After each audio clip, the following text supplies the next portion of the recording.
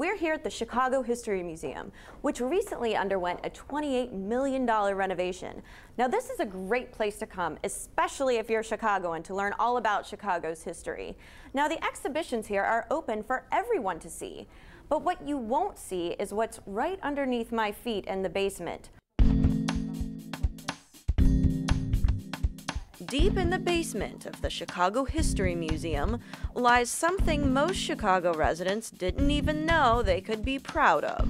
Chicago has one of the largest costume collections in the world.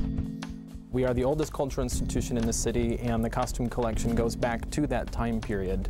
We have been collecting Chicago-related materials for those 150 years, and so through that initiative we have acquired up to 50,000, maybe a little bit over 50,000 objects that go back to the mid-18th century.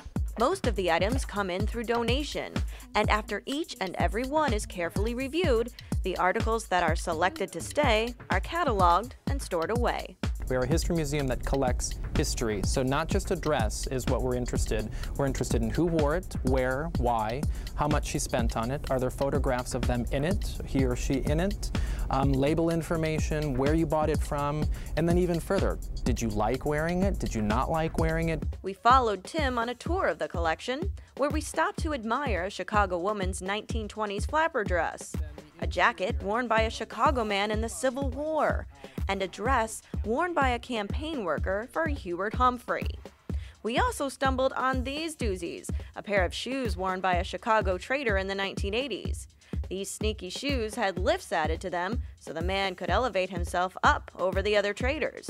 Yes, ingenious, but now illegal on the trading floor. Some of the items in the collection are kept in what really resembles a meat locker.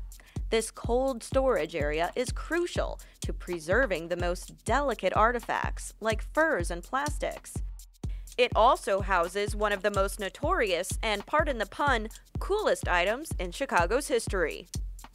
The object is extremely cool because it is the pair of glasses that Nathan Leopold wore the night that he committed what is now known as the crime of the century. Nathan Leopold and Loeb were two gentlemen that killed young Bobby Franks, and to dispose his body, they buried his body down on the south side of Chicago. They dug a shallow grave, and in that process, these glasses fell out of his pocket and into the shallow grave. When they found Bobby Franks, they thought they were young Bobby Franks' glasses, but it found out they were Nathan Leopold's. They tested the prescription. Only 3 people had that prescription that were given by Almer & Company, which is the maker of the glasses, and that's what convicted the young boys of the crime. Well, hopefully sometime in the future we'll be able to see these glasses upstairs on display, but for now they're in here, and I'm really cold, so if we could head out and maybe take a look at one of Audrey Hepburn's dresses. Absolutely. All right. Turn around right behind you there. It is on a rack of material that was made by Givenchy, one of the most successful designers of the 20th century. He designed a lot of clothing for Audrey Hepburn, and this is one of the dresses that she wore. It is a pink evening gown encrusted and bejeweled on the sleeves and on the hem. We then caught up with Megan Smith, the manager of the costume collection, who's responsible for keeping track of every single item.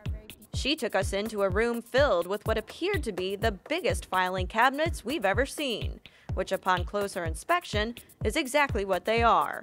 The multi-million-dollar compact storage unit stores drawer after drawer of items gone unseen for decades.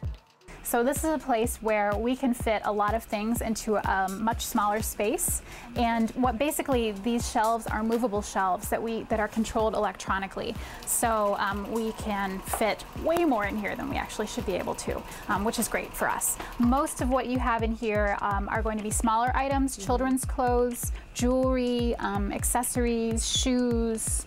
Lots of shoes, drawers full of them, from the most sophisticated to the plainest of jeans. In fact, with all of this footwear around, it should come as no surprise that the oldest item in the entire collection happens to be nothing other than a pair of shoes. This is the reason that we can say our collection dates from the 1750s.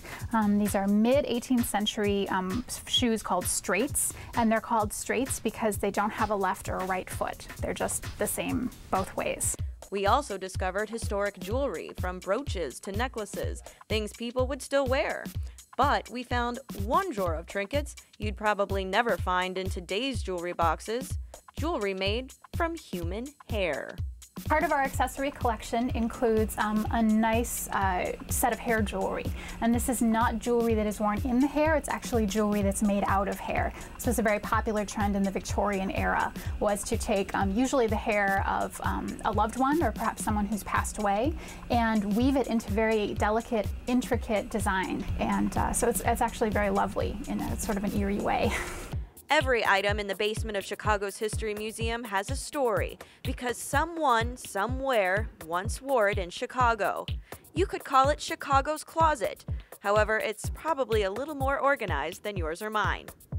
I like to say that we have enough clothing in this collection to dress a man, woman, and child from underwear to outerwear from 1837, which is the year the city was incorporated, up through to today, which is why we have one of the largest collections in existence.